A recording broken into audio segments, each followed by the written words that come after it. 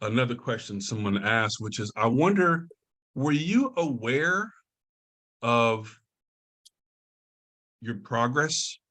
Like, oh, I'm getting pretty good at this, or I still have no clue what I'm doing, or I think I'm fluent now, or did you have a sense?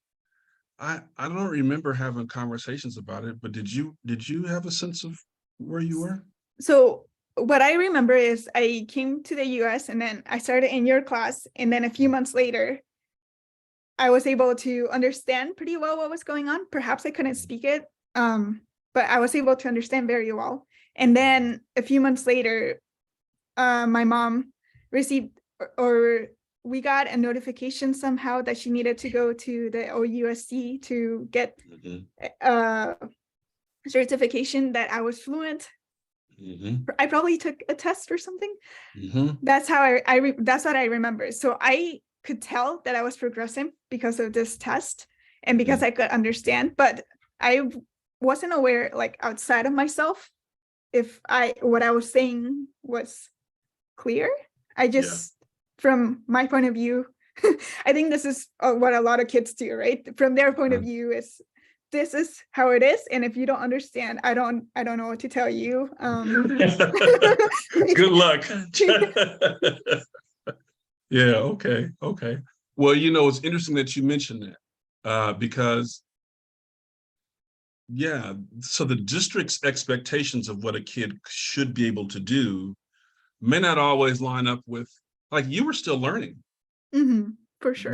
But they were like, she's good. Like, Yeah.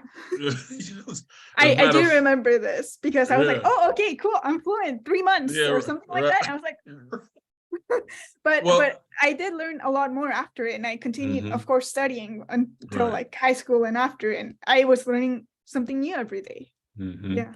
Well, I didn't want to throw water on your, I didn't want to not celebrate, but at the same time, I was like, I don't think she's all the way fly. We got some work to do. She just got here. But I think their expectations, their measures, was just to each his own. In fact, I found the notice that, well, I wrote this and I found this. So this was my room. And I think this is probably the beginning of 5th grade. I think this is 5th grade because you don't have the older kids like Marlene and them in there. So this was the stuff officially. These students were so I had all these kids who were learning English, right? There's all these kids, and they had different levels. ELDs, English language development, and some of them were on level 1, like very, very beginning, just learning English. Others were at different levels. Some were in 4th grade, some were in 5th grade, because we had a split class.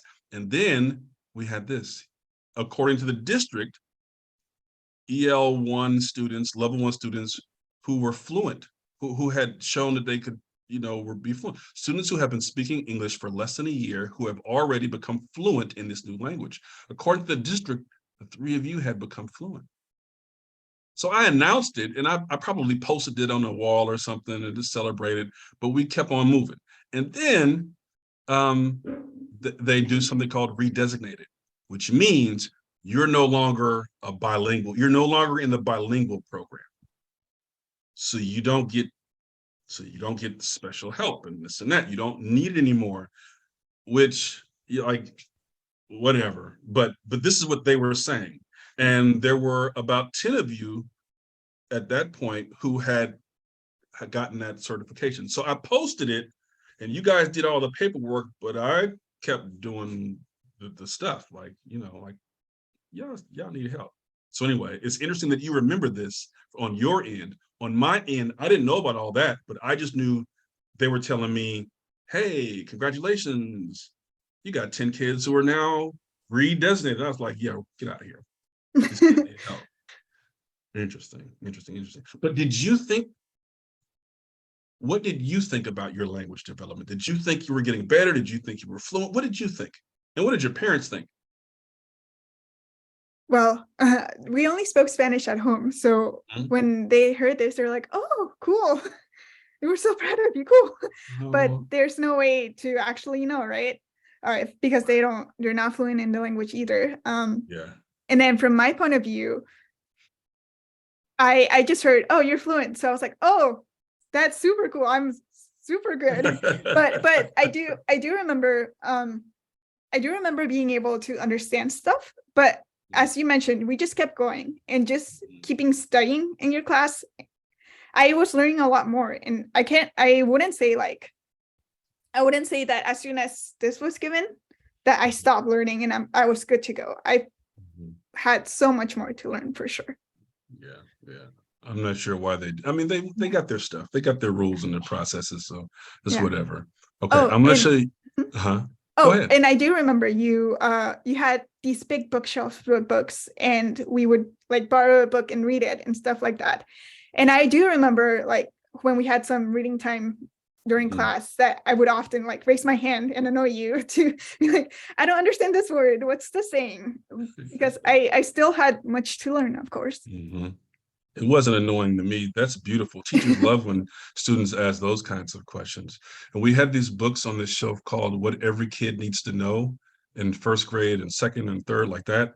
I just bought them and you guys would just read that stuff. They now have whole curriculums like that. Like it's called CKLA. But back then they were just a bunch of books and like, here, read these as much as you can. And I'm glad to hear that it was helpful for you.